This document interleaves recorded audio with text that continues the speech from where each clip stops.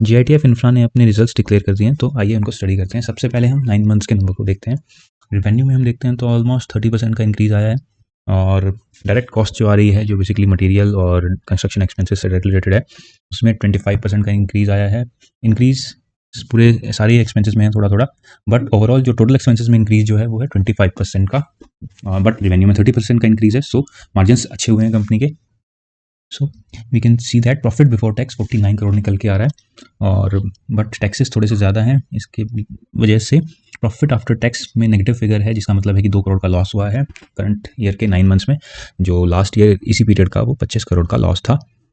जब इसको बांटने की बारी आती है तो जीआईटीएफ इंफ्रा के हाथ में 30 करोड़ का लॉस आ रहा है, और जो प्रॉफिट में से 28 करोड़ निकल के जा रहा है वो नॉन कंट्रोलिंग इंटरेस्ट के पास जा रहा है। नॉन कंट्रोलिंग इंटरेस्ट बेसिकली वो शेयर होल्डर्स हैं जो सब्सिडरीज के अंदर शेयर होल्डर्स हैं हमारी, लाइक जैसे JUISL के अंदर कंपनी के पास 75% स्टेक है, और जो 25% स्टेक है वो किसी और के पास है, सो उनको नॉन कंट्रोलिंग इंटरेस्ट दिखाया गया है। इसी तरह JWIL इंफ्रा जो है उसके अंदर कंपनी के पास लगभग 55% का स्टेक है।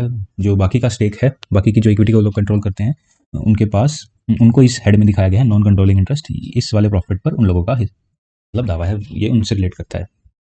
अब हम क्वार्टरली नंबर्स को देखते हैं, और क्वार्टरली बेसिस पर भी जो रेवेन्यू में इंक्रीज़ आया है वो बेसिकली इस क्वार्टर में है। अच्छा खासा इंक्रीज़ आया है, 60% के आसपास लास्ट क्वार्टर से इंक्रीज़ हुआ है रेवेन्यू में।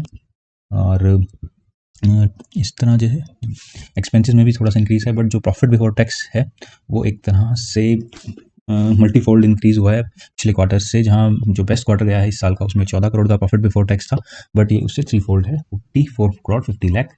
एक्सेप्शनल आइटम्स के बाद ये 34 करोड़ का निकल के आ रहा है। और even after taxes quarterly number impressive हैं, क्योंकि अभी तक कंपनी स्ट्रगल कर रही थी 9 मंथ्स के नंबर्स में, चाहे कंपनी स्ट्रगल कर रही है टैक्सेस से ओवरकम करने का, बट यहाँ पर प्रॉफिट आफ्टर टैक्स दिखाई दे रहा है हमें बैलेंस शीट के, sorry, profit and loss account में क्वार्टरली बेसिस पर जो है 18 करोड़ का। बट सेम स्टोरी है यहाँ पे, इसमें भी नॉन कंट्रोलिंग इंटरेस्ट सारा प्रॉफिट ले जाते हैं, और JTF के पास लॉस निकल के आ रहा है 1 करोड़ 25 लाख का। अब हम सेगमेंट वाइज देखते हैं, तो सेगमेंट्स में हम देखते हैं तो वाटर इंफ्रा के पास अच्छा खासा रेवेन्यू में इंक्रीज़ आया है, ऑलमोस्ट 45 to 50% का, और ट्रेडिंग एक्टिविटीज़ से जो रेवेन्यू आया है उसमें ऑलमोस्ट 9 to 9 टाइम्स का इंक्रीज़ हुआ है।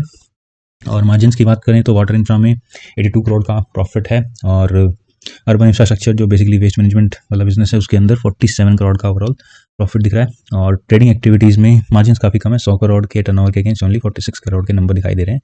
अदर लॉसेज जो कि अनअलोकेबल है बेसिकली वो है 3 करोड़, जो इन तीनों सेगमेंट से रिलेटेड नहीं है, वो है 3 करोड़ 71 लाख का लॉसेज है। और बाकी हमारी कॉस्ट है, फाइनेंस कॉस्ट को हम देख रहे हैं तो बेसिकली उसमें एक जो ट्रेंड इंक्रीजिंग था उसमें थोड़ा सा गिरावट आई है। इससे हमें पता चलता है कि कंपनी ने समहाउ किसी तरह अपने डेट को मैनेज करने की कोशिश शुरू कर दी है। So that was all. बाकी कुछ और मैटर्स भी हैं, वो हम लोग इन रिजल्ट्स में वो हम नेक्स्ट वीडियो में डिस्कस करेंगे।